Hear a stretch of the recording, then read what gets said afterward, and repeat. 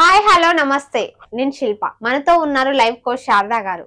నమస్తే మేడం. నమస్తే మేడం, తల్లిదండ్రులు పిల్లలు స్కూల్కి వెళ్తున్నప్పుడు వాళ్ళకి నేర్పించవలసినవి నేర్పించకూడనివి అని ఉంటాయి కదా, అవేంటి? తప్పకుండా నవేడేస్ పిల్లలకి ఏం చేయాలి ఏం చేయకూడదు అనేది కూడా పాపం అవగాహన లేదు. ఎందుకో తెలుసా, వాళ్ళకి మనం అవగాహనతో పెంచట్లేదు, గారాబంతో పెంచుతున్నాం కదా. మన పిల్లలకి ఏమీ కాకూడదు, వేరే వాడు ఏమైనా పర్వాలేదు అనే ఒక లాజిక్ తో పెంచుతున్నాం. అది కాదు కరెక్ట్. అంటే పిల్లల్ని ఎలా పెంచాలి అంటే ప్రతిరోజు ఎంత చదువది ఎంత కలిగిన రసజ్ఞత ఇంచుక చాలకున్నా చదివిన చదువు నిరర్థకంబు అవును అంటారు కదా.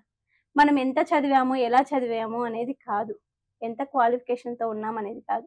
ఆ చదువు మనకి ఏం నేర్పించింది? చదువు అనేది సంస్కారాన్ని నేర్పించాలి అంటారు. ఒక సంస్కారం అనేది మనం నేర్చుకున్నాం అనుకో, ఆటోమేటిక్గా చదువు అనేది మనకు వస్తుంది కదా. మనకు తల్లిదండ్రులు ఒక మంచి సంస్కారం నేర్పించారు కాబట్టి మనం ఈరోజు ఈ ఉన్నతమైన పొజిషన్లో ఉన్నామని మనము ఎప్పుడు బిలీవ్ చేస్తాం. అదే మన సంస్కారం చెడిపోయి ఉంటే కదా, మన సంస్కారమే మనల్ని అన్నం పెట్టాలన్నా కూడా, మనల్ని కిందకు పెట్టాలన్నా కూడా అదే సంస్కారమే.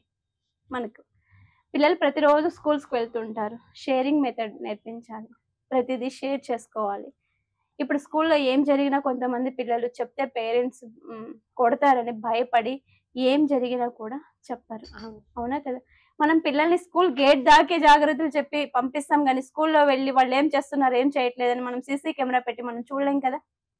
అవునా కాదా? వాళ్ళు సీసీ కెమెరా లాగా పనిచేసుకోవాలి. ఎందుకో తెలుసా, ఒక నోట్ బుక్స్ తీసుకోకూడదు, ఒకరు పెన్నులు తీసుకోకూడదు, ఒక పెన్సిల్ తీసుకోకూడదు, వేరే వాళ్ళ బ్యాగ్లో నుంచి మనం ఏ వస్తువులు తీసుకోకూడదు.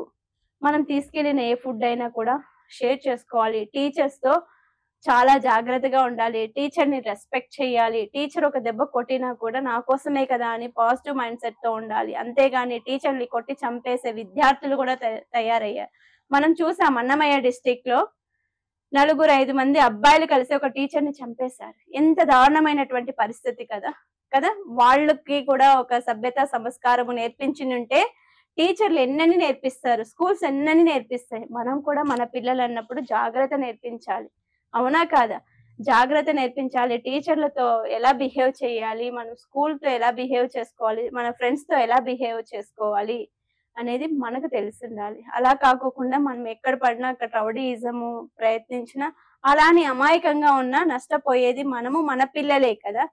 కొంతమంది మంచి వాళ్ళు ఉంటారు, కొంతమంది చెడ్డ వాళ్ళు. ఎలాంటి వాళ్ళు ఉన్నా కూడా మనము ఎలా హ్యాండిల్ చెయ్యాలి అనేది ఒక సెల్ఫ్ డిఫెన్స్ పిల్లలకి నేర్పించాలి. ఆ సెల్ఫ్ డిఫెన్స్ ఉంది అనుకోండి, వాళ్ళు ఎక్కడైనా లీడ్ అవుతారు. ఎందుకో తెలుసా, అందరూ ఒకే రకమైనటువంటి వాతావరణం నుంచి స్కూల్కి రారు. ఒకరు హైఫైగా ఉంటారు, కొందరు లో క్లాస్ నుంచి వచ్చుంటారు, కొందరు మిడిల్ క్లాస్ నుంచి వచ్చుంటారు. ఒక్కొక్కరు ఒక్కొక్క రకమైనటువంటి ఆలోచన విధానంతో పెరిగి పెద్దవాళ్ళు అయి ఉంటారు. మనము వాళ్ళకి ఫస్ట్ నుంచి కూడా అందరూ సమానమే, అందరితో ఈక్వల్గా ఉండాలి అనేది మనం నేర్పించాము అంటే వాళ్ళ మనస్తత్వం అనేది వాళ్ళని ప్రొటెక్ట్ చేస్తుంది. అలా కాకోకుండా షేరింగ్ చెయ్యొద్దు, నువ్వే తినాలి, నువ్వే పెట్టాలి, నువ్వే చెయ్యాలి, ఎవరైనా నీ దెబ్బకు వస్తే కాలో చేయో ఇరిచి వచ్చేసాయి నేను చూసుకుంటా అనే తల్లిదండ్రులు కూడా నవ్వేడేస్తున్నారు. అది కాదు. నీ కొడుకు నువ్వు కాళ్ళు చేతులు తీయడం నేర్పిస్తే వాళ్ళకి తెలియదా నీ పిల్లలకి కాళ్ళు చేతులు తీయడం? అది కాదు. ఫస్ట్ ఎలా హ్యాండిల్ చేయాలి, ఏదైనా ప్రాబ్లం వస్తే ఫస్ట్ వెళ్ళి ఇన్ఫార్మ్ చేయాలి. అక్కడ ప్రాబ్లం ఫైండ్ అవుట్ కాకపోతే ఇంట్లో వచ్చి పేరెంట్స్కి చెప్పుకోవాలి.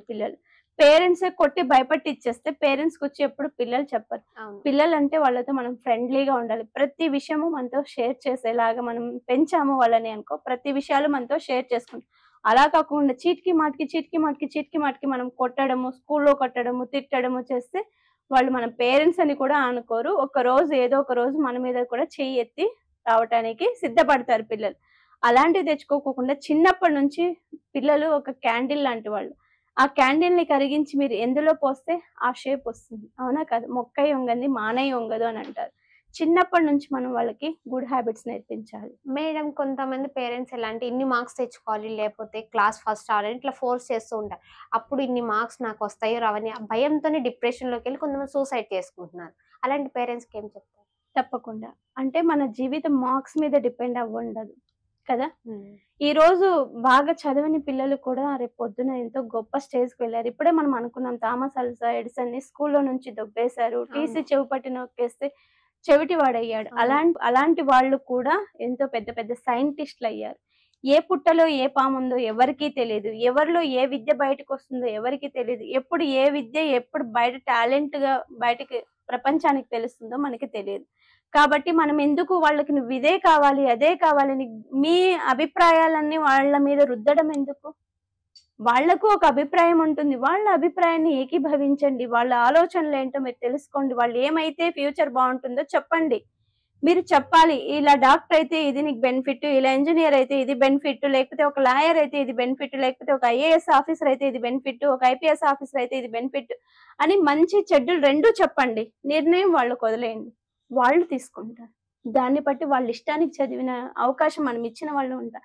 అంతేకాని ప్రెజర్‌తో నువ్వు ఖచ్చితంగా ఐఐటీనే కొట్టాలి, లేకపోతే లేదు అంటే సూసైడే చేసుకుంటారు. అవునా కాదా? ప్రెజర్ ఎక్కువైపోయినప్పుడు పిల్లలు అదే పని చేస్తారు. అది ఆ ప్లాట్‌ఫార్మ్ ఇస్తున్నది మనమే కదా!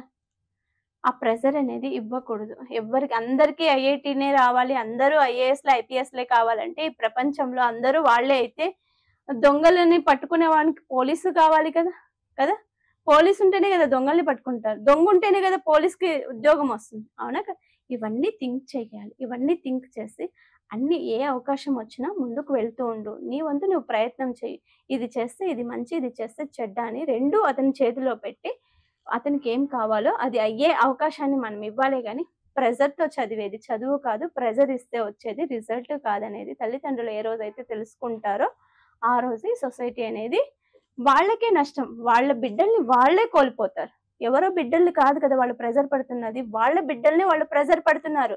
ఐఐటీ కొట్టాలనో, ఇంకోటి కొట్టాలనో, ఇంకోటి కొట్టాలనో అని చెప్పి ప్రెజర్ పడుతున్నారు. వాళ్ళ కేపబిలిటీ ఏంటి? వాళ్ళ కెపాసిటీ ఏంటి? వాళ్ళ గోల్ ఏంటి?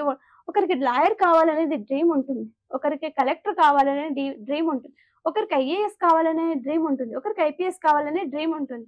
నాకొకటి కావాలని ఉంటుంది. నేను కాలేదనుకో నా బిడ్డకు తయారు చేయాలనుకోవడం నా మూర్ఖత్వం. అవునా కాదా? నా బిడ్డకు ఒక గోల్ ఉంటుంది. నా బిడ్డకు ఒక యాంబిషన్ ఉంటుంది.